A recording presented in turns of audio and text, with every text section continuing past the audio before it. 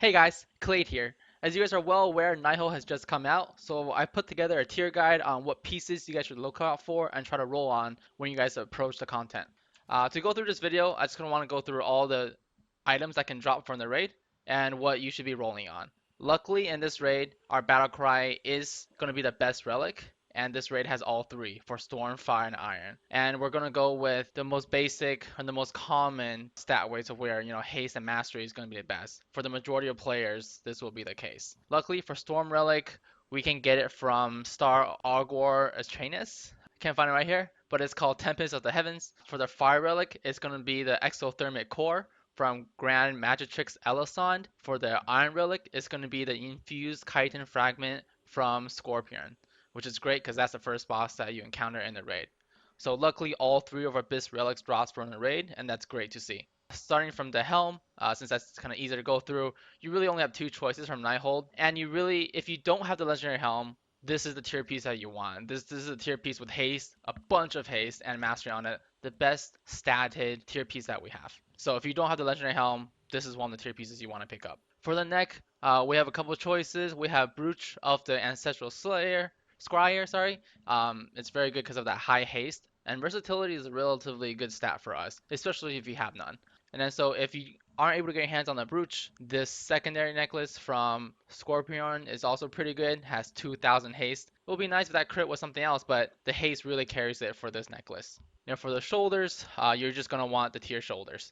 That's the one from Tychondris. Unfortunately, the shoulders from High Botanist Teleron has too much crit on it for it to be too useful for us. As far as cloaks are concerned, you're going to want either the legendary cloak, of course, or you're going to want the tier piece cloak.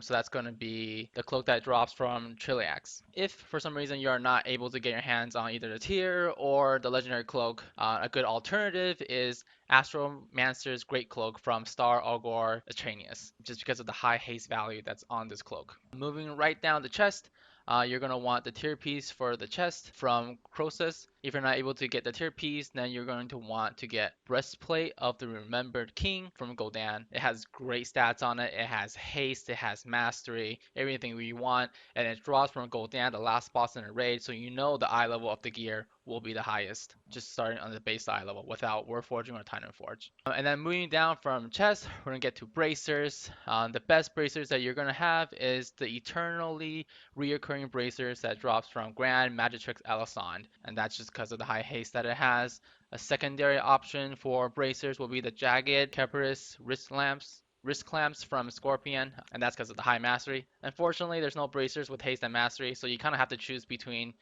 haste or mastery depending on what stat is better for you. Moving straight from bracers to the hands, the best hands are going to be the tier pieces. Of course, you want this tier piece from Star Augurus Tranius. If you are obviously unable to get the gloves, the tier gloves for some reason, the off piece is still very strong, has haste and mastery on it from Chromatic Anomaly. So essentially any gloves that you pick up right now in Nighthold should be an upgrade for you.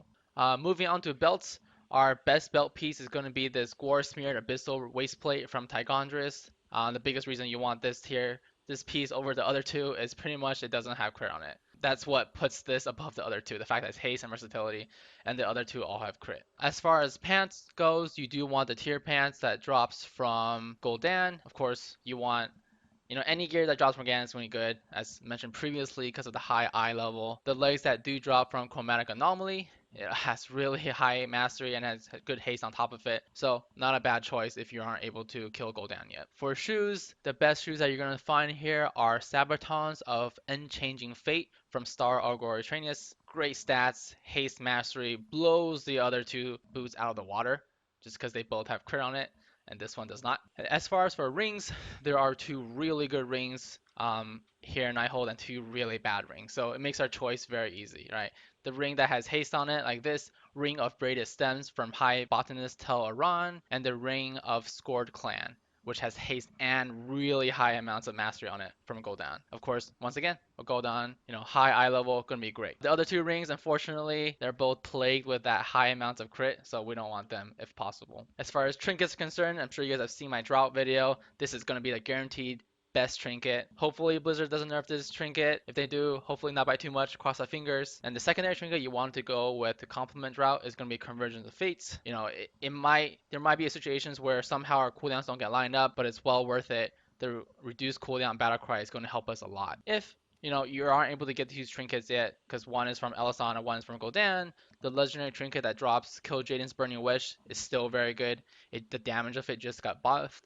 If you have a 940 version, it does somewhere around 800k damage every time you use it, so that's great. If you're going to get any of those 3 trinkets and you really want a trinket because you just don't have any good trinkets, Might of the Corrosis is a pretty distant trinket, distant slash third slash fourth place. It's not a horrible trinket. It might have some uses, but it's overshadowed by the really powerful trinkets of Drought and Convergence. I'll also add a link to my Google Docs that I have for these trinkets or these items so you guys can take a good look at them. I've ordered it by the item name and the boss that it drops. So this first column is going to be your first option.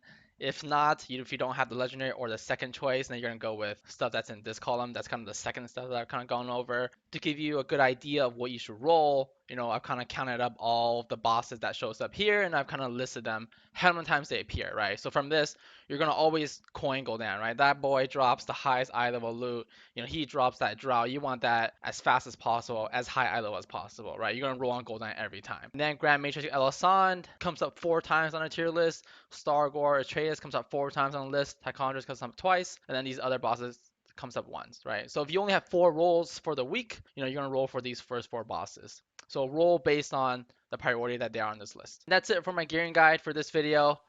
Hope you guys have great luck in Nighthold. Hope everything drops for you. And make sure you get that Drought of Souls as fast as you can.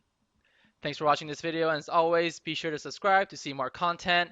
And once we get into Nighthold tonight, our raid is going to start in around 30 minutes. We'll be able to get some heroic kills, and those will be uploaded to the YouTube channel too. Thanks for watching. See ya.